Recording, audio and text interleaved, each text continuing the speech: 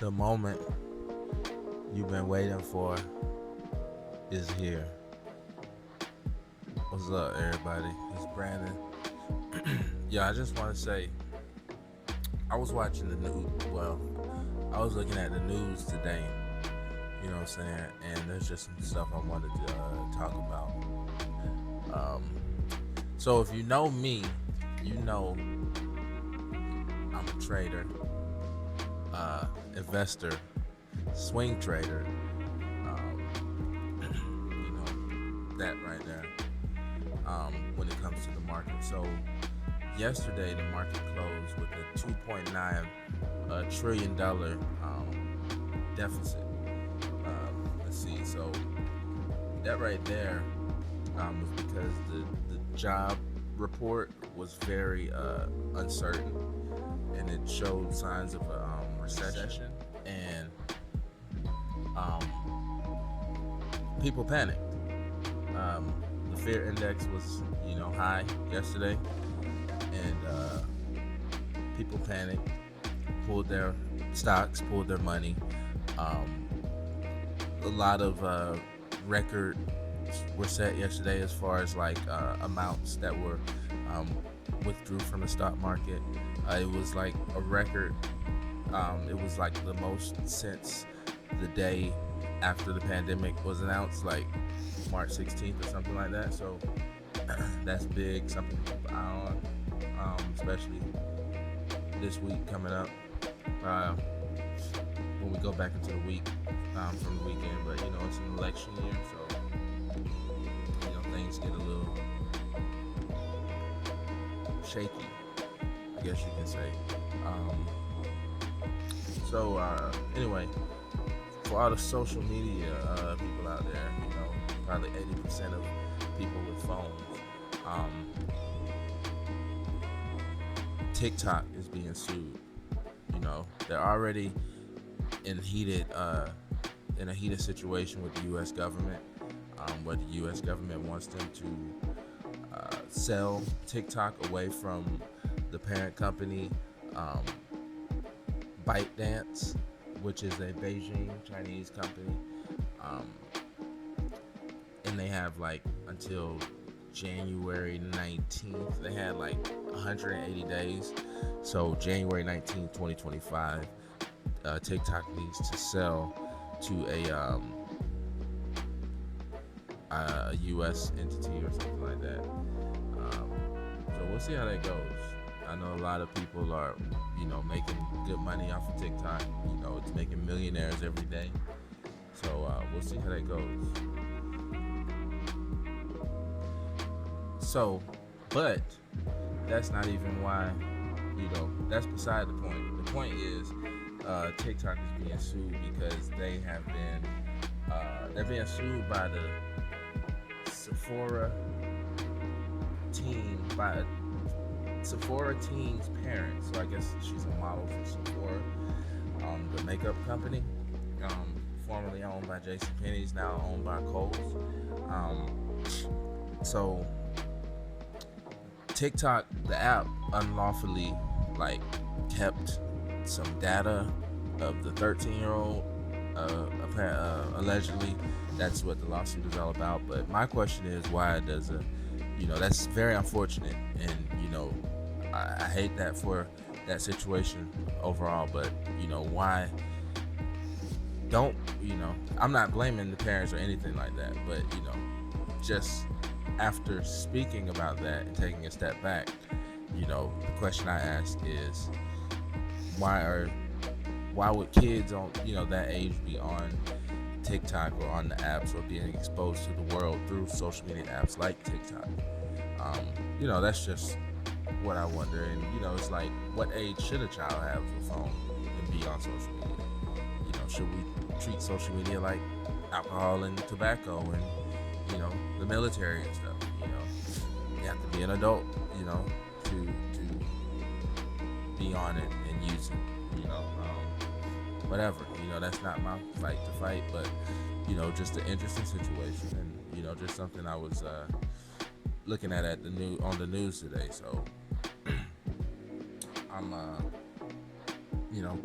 just something I wanted to share. That was courtesy of the Washington Post, and always some good stuff. Well, that's not good, but just always some always various types of information, in there in that particular news source. So moving on to sports, something I was looking at today, boxing. We're in the Olympics right now. I'm enjoying the basketball. I'm enjoying the track and field. I'm enjoying Uncle Snoop. You know what I mean? So people are talking about this women's boxing thing going. You got Khalif, the Albanian boxer,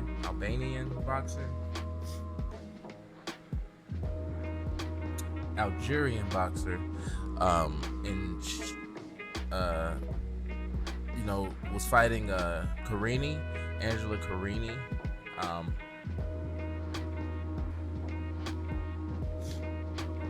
And Khalif was fighting the Italian opponent Angela Carini.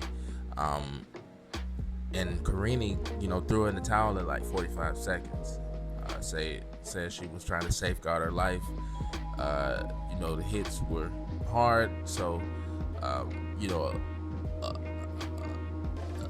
the news spread and people began talking and saying she was transgender, and the IOC chief, the International Olympic Committee chief, repeatedly said that Khalif is a cisgender female. I looked that up. That means that she was born a female and identifies as a female.